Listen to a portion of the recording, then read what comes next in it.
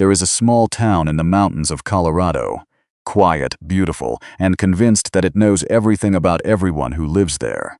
The people of Greystone Valley had simple rules. You worked hard, you went to church on Sundays. You kept your yard clean, and you never, under any circumstances, had anything to do with the woman who lived in the old Harlow house at the edge of Maple Street. Her name was Elara Kane, and if you asked anyone in Greystone Valley about her, from the mayor to the mailman, they would all tell you the same thing. That woman is cursed. Bad things happen around her. Everyone who gets close to her ends up broken. Children crossed the street to avoid walking past her gate. Mothers whispered warnings. Old Mr. Patterson once said he saw her standing in her garden at midnight, completely still, staring at the moon. Nobody knew exactly where the story started. Nobody could point to a single proven fact, but everyone believed them. That is, until the day Daniel Mercer moved to town. Music shifts lighter. Hopeful note and decided to marry her. Daniel Mercer was 34 years old when he arrived in Greystone Valley, with a truck full of books, a toolbox, and a heart full of grief. He had left his life in Chicago after the accident. The one that took his wife, Claire, 2 years before. A drunk driver, a wet road, a Tuesday morning that ended everything Daniel had believed about the future. He had spent those 2 years walking through life like a man underwater. Going to work, coming home, eating food that tasted like cardboard, sleeping in a bed that felt too wide. His sister, Maggie, was the one who suggested Greystone Valley. It's quiet, she told him. People are kind. You need to breathe, Danny. You need to be somewhere that doesn't remind you of everything you lost. So he packed his life into a truck and drove north. He arrived on a gray October morning, with the mountains wearing their first coats of autumn color, red and gold and amber, like something from a painting. His new home was a modest 2-story house on the corner of Elm and 4th. Small, slightly drafty. The perfect project for a man who needed to keep his hands busy so his mind wouldn't wander into darkness. Within 3 days, Daniel had met most of the neighborhood. They brought casseroles and pies, welcomed him with warm handshakes and curious questions. What brings you to Greystone Valley? What do you do for work? Are you married? That last question always landed like a small stone in still water. He would smile carefully and say, "Not anymore," and people would nod with that particular kind of sympathy that is almost, but not quite enough. On his 4th day, he was painting his front fence when he noticed the house at the end of the street. It was beautiful, actually, if you looked past the overgrown garden and the paint peeling from the shutters. Victorian bones, tall windows, a wraparound porch that had seen better decades. A house that had been grand once and was now merely lonely, and on the porch, sitting in a wooden chair with a book in her lap and a cup of tea steaming beside her, was a woman. She had dark hair loose over her shoulders. She was reading, genuinely reading, completely absorbed, the way only people who truly love books read. She was wearing a deep blue sweater and no shoes despite the October chill. Daniel found himself watching her for a moment longer than was polite. She looked up. Their eyes met across the distance of the street. She didn't wave. She didn't smile. She simply looked at him with calm, dark eyes, then returned to her book. That evening, Daniel asked his neighbor Tom Briggs about her. Tom's expression changed immediately, the open friendliness closing like a shutter. "That's Elara Kane," Tom said. "And if you know what's good for you, Daniel, you'll leave that woman alone." Over the next few days, Daniel heard the stories from Tom Briggs. Her ex-husband left her, and 6 months later lost everything. His job, his savings, his second marriage. Said she did something to him. From Helen Moore at the bakery, she worked as a nurse at the clinic for a year. 3 of her patients died. 3. In a town this small, that's not coincidence. From old Mr. Patterson. Her parents, God rest their souls, died within a year of each other. Mark my words, there's something dark in that bloodline. From the pastor's wife, quietly with genuine concern. I'm not one for superstition, but I've seen the way animals react around her. Dogs won't go near her gate. That means something. Daniel listened to all of it. He had grown up in Chicago. He knew how cities processed grief and suspicion and fear. But small towns, he was learning, had their own particular architecture of belief. he also noticed something in every single story. Nobody was describing something she did. They were describing things that happened around her. There is a difference, Daniel thought, between a woman who causes destruction and a woman who has survived a great deal of it. He didn't say this out loud, not yet. It happened on a rainy Thursday. Daniel was wrestling with 3 sections of fallen fence in the mud when he heard footsteps on the path behind him. He turned to find Elara Kane standing at the edge of his yard with a toolbox in her hand. She was wearing a yellow rain jacket, her dark hair plastered to her face, looking at his fence with the calm assessment of someone who knew exactly what the problem was. "Your anchor posts are rotted," she said simply. "You need to replace them before you reattach the sections or they'll just fall again." Daniel blinked rain out of his eyes. "I'm sorry?" "The posts," she said again. "The wood has been compromised for at least 2 seasons. Whoever sold you this house didn't tell you about the water damage on the north side." She set her toolbox down, opened it, and pulled out a post hole digger. "I have replacement posts in my garage," she said. "I was going to use them for my own garden fence, but yours is an emergency." Daniel stood there for a moment, rain running down his neck, trying to process the fact that the woman everyone in Greystone Valley had warned him about was standing in his yard in the pouring rain, holding a post hole digger and offering him fence posts. "You don't have to," he began. "I know I don't," she said, and there was something in her voice. Not rudeness, exactly, but a complete absence of the performance of friendliness. As if she had long ago stopped spending energy on the social rituals that didn't mean anything. She was just honest, plainly, uncomplicatedly honest. "I'm Daniel," he said. "I know," she said. "Elara." They fixed the fence together in the rain. She worked efficiently and without complaint, knowing exactly which tools to use and in what order. Daniel followed her lead and found himself, for the first time in longer than he could remember, simply present. Not thinking about Chicago. Not thinking about Claire. Not thinking about the gaping hole in his life that the move to Greystone Valley was supposed to help fill, just rain and mud, and the honest work of replacing something broken with something solid. When they were done, he made tea. She accepted without the hesitation he expected. Scene: Daniel's kitchen. 2 cups of tea on the table. The rain against the window. They talked for 2 hours. He learned that she had grown up in Greystone Valley, that she had left for college and come back after her mother got sick, that she had been a nurse, not for a year as Helen Moore claimed, but for 9 years, with an impeccable record, that the 3 patients who died had been terminal cases in palliative care, and that she had sat with each of them through their final hours so they didn't have to be alone. He did not say, "That's not what people say about you." He said, "That must have taken enormous strength." She looked at him then, really looked at him, with an expression he couldn't quite name, like someone who had been walking in the dark for a long time and had just seen, very faintly, a light. "Most people don't put it that way," she said. "Most people," Daniel said carefully, "don't put a lot of things the right way." Word traveled fast in Greystone Valley. "I heard she was at your place last night," Tom said, his voice low and urgent. "Danny, I told you to stay away." "She helped me fix my fence," Daniel said. "That's how it starts," Tom said. "That's exactly how it starts. She's charming at first." "She wasn't charming," Daniel said. "She was direct. There's a difference." Tom looked at him with that particular expression of a man who believes he is watching a friend make a catastrophic mistake and is powerless to stop it. "Just be careful," he said. Daniel sipped his coffee and thought about a woman who sat with dying people through the night so they wouldn't be alone. "I will be," he said. "It happened the way real things always happen. Not in dramatic declarations, but in small accumulations." The morning Elara brought him a book from her shelf, a battered copy of Stegner's Crossing to Safety, because she'd mentioned it offhand during their fence conversation, and he'd said he'd never read it. "You should," she said simply, handing it through the gate. "It's about learning how to stay."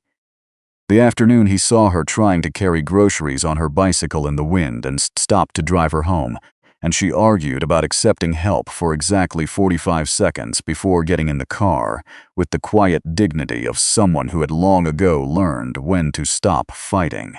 The evening he noticed her porch light was out and replaced the bulb without asking, and came home to find a pot of soup on his doorstep with a note in her clean, precise handwriting. "For the record, I could have done it myself, but thank you." The Sunday afternoon walk they took to the lake, because he was going and mentioned it in passing, and she said, "I haven't been there in years," with a wistfulness so brief he almost missed it. They walked for 3 hours. They talked about her mother, about his wife, Claire, about the particular quality of grief that doesn't announce itself loudly, but lives permanently in the background of every ordinary moment, like the hum of electricity in the walls. "Do you think it ever fully goes away?" he asked her once. She considered this with the seriousness she gave to everything. "No," she said. "I think you just get better at carrying it. You build stronger muscles for it. And sometimes, if you're lucky, you find someone who helps carry it with you." She was looking at the water when she said it. He was looking at her, the town noticed. People in Greystone Valley had noticed Elara Kane her whole life, had watched her with the mixture of fear and fascination reserved for people they couldn't categorize. She was too smart, too self-contained, too unbothered by their opinion of her to be dismissed, and too unusual to be comfortably accepted. And now, this. "He's at her house again," Helen Moore reported to whoever came into the bakery. "Third time this week. Poor man doesn't know what he's walking into," said Mrs. Patterson. "Someone should tell him about Marcus," said Tom Briggs darkly. Marcus was Elara's ex-husband, the one who, according to town legend, had his life destroyed by her. Nobody ever mentioned that it was Marcus who had been having an affair for 2 years of their marriage. Nobody remembered, or chose to remember, that when the divorce finally happened, it was Marcus who fought it, who tried to take the house, who spread the first stories about Elara being strange and cold and not right because it was easier than admitting he had broken something good. Human memory in small communities, Daniel was beginning to understand, is not a record of what happened. It is a collection of the stories that made sense to the people who needed them. It was the evening he brought over her repaired bicycle tire. He'd noticed the slow leak when she finally asked him the question directly. "You know what they say about me," she said. Not a question. "Yes," he said. "And you're still here." Yes, she was quiet for a moment. The mountains were going dark behind the tree line, the sky above them a deep blue-gray, the first star just becoming visible. "Why?" she asked. Daniel thought about it. Really thought, because Elara was the kind of person who deserved real answers, not comfortable ones. "Because," he said slowly, "I have spent 2 years surrounded by people who felt sorry for me. And you, from the very first day, treated me like a person who was capable of fixing his own problems. You just handed me a post-hole digger and trusted that I could figure out how to use it." She almost smiled. "Almost. You couldn't," she said. "I was getting there," he said. This time she did smile. It changed her face completely, not softening it exactly, but opening it, like a window being unlocked after years of being painted shut. "Daniel," she said quietly, "the things people say about me, you don't owe me explanations," he said. "I know," she said, "but I want to give you one anyway." And so she told him about her childhood in the old Harlow house, the beautiful, lonely Victorian at the end of Maple Street. About her father, who had been brilliant and charismatic and had suffered his whole life from a depression so severe that there were months when he couldn't get out of bed. About learning, as a child, how to be quiet enough not to disturb him, how to read the atmosphere of a room like a weather forecast, how to take care of herself because sometimes, not always, but sometimes, there was no one to take care of her. About her mother, who had loved her father completely and fiercely and had spent 30 years being his anchor, who had gotten sick, a sudden, cruel cancer, and who had held on for 2 years of treatment with a stubbornness that Elara had inherited. About going to nursing school because she understood in her bones what it meant to be in a room with someone whose body was failing them while their spirit remained. About returning home when the calls came, about sitting with her mother through the nights, exactly as she would later sit with her patients, present, quiet, unafraid. Her father had died 6 months after her mother, not of illness, but of the particular grief that takes people who have loved one person with every cell of their existence, and cannot imagine continuing without them. People said he died of a broken heart, Ilara said. They said it like it was a romantic thing, like it was beautiful. Her voice was even, precise. But Daniel could hear what lived underneath the precision.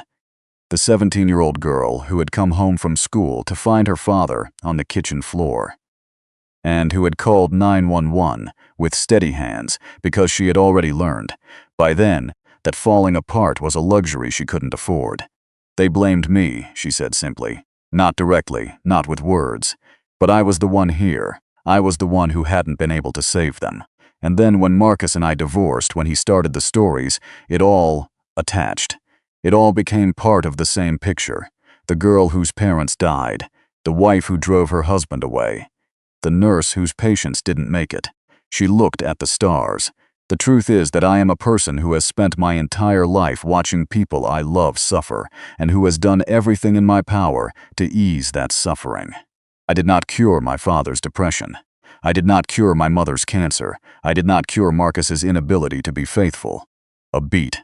But I was there. For every single one of them, I showed up.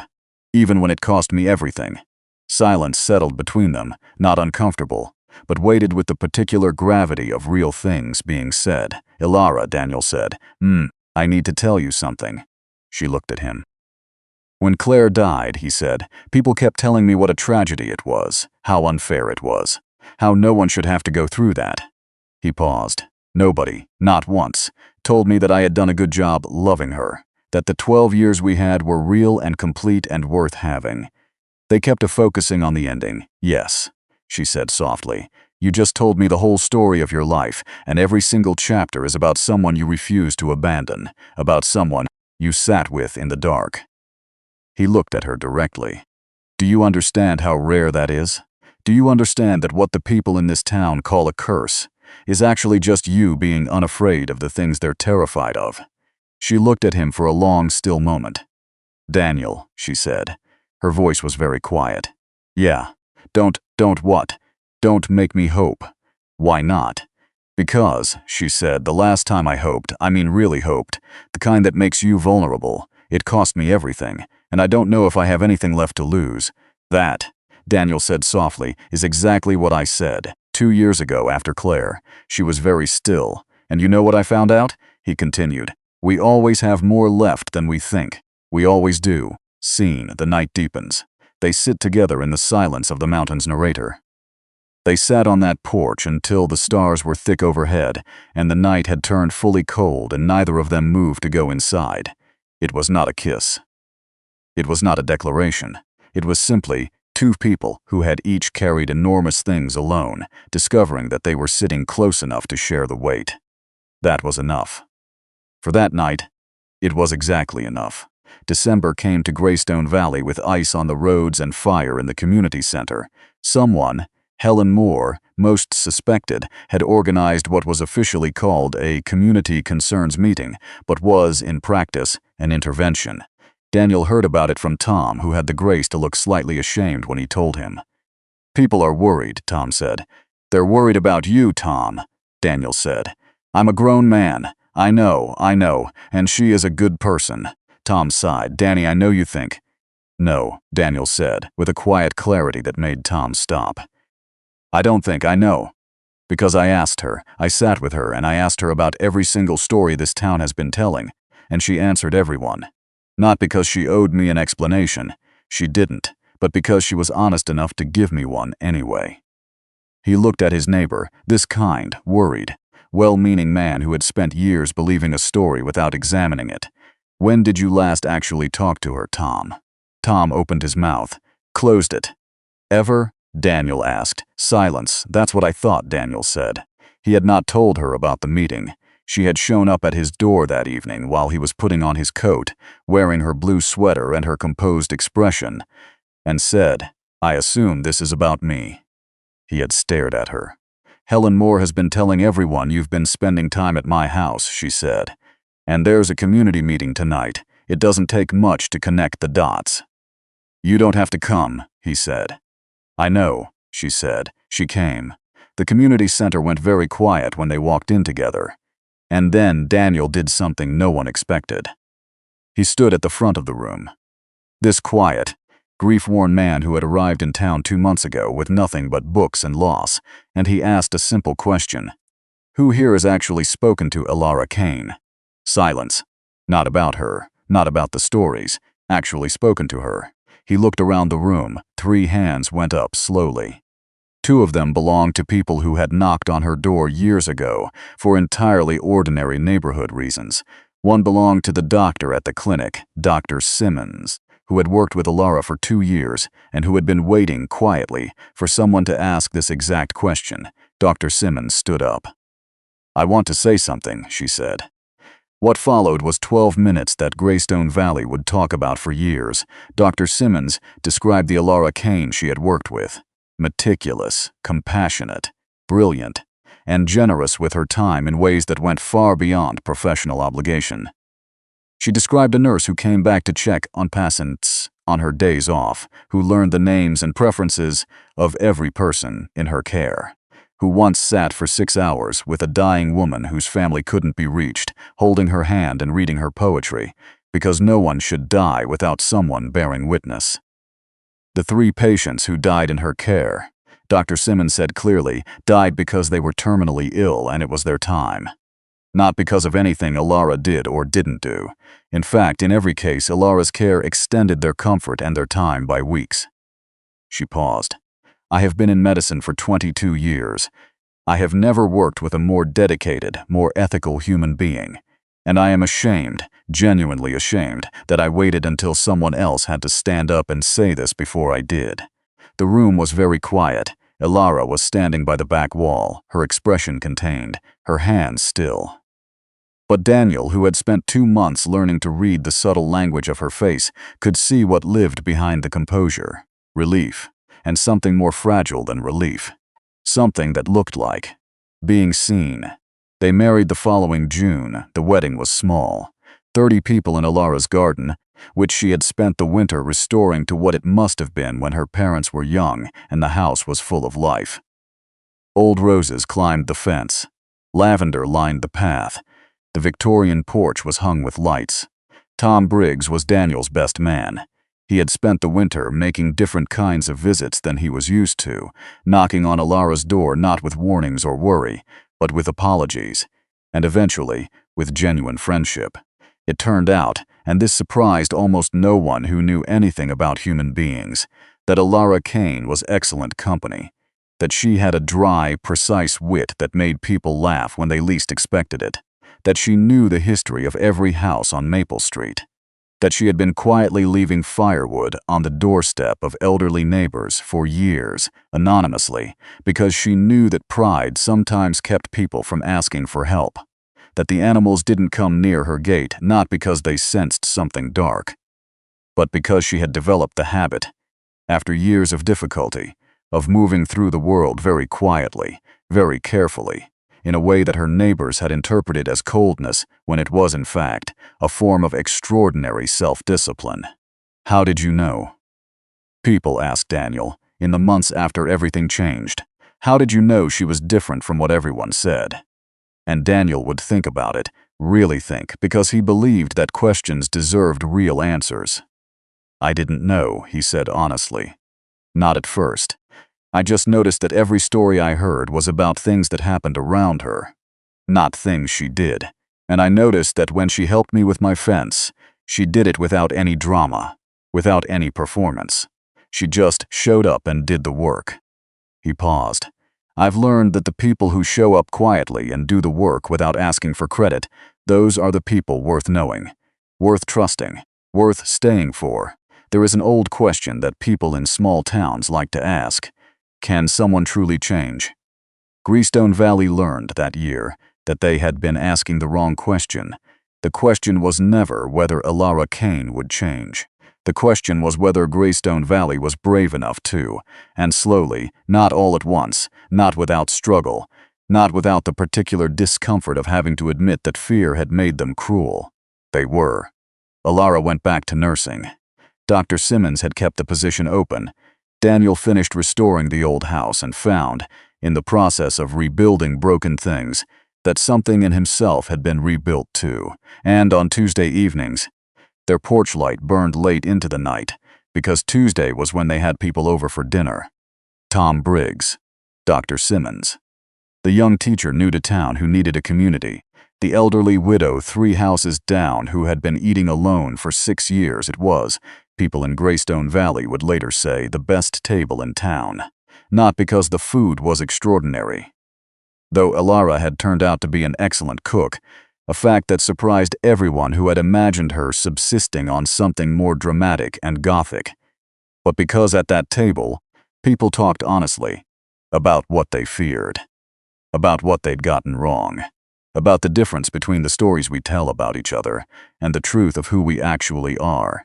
He had married a woman everyone feared, and what he had found, what the whole town eventually found, was not what anyone expected. He had found someone who had spent 30 years sitting with the hardest things in life, grief and illness and loneliness and judgment, and who had not been destroyed by them, who had been forged by them into someone steady, someone honest, someone who showed up. There are people like this in every town, in every street, in every family. Quiet people, careful people. People who have been through enough that they no longer bother with performance, with pretense, with the exhausting work of being liked. People who we mistake because we are afraid of depth, afraid of complexity, afraid of what it takes to truly survive. For something dangerous. They are not dangerous, they are just real. And the world, which has more than enough of the false and the easy and the beautifully ordinary. The world is desperately, quietly, always in need of the real.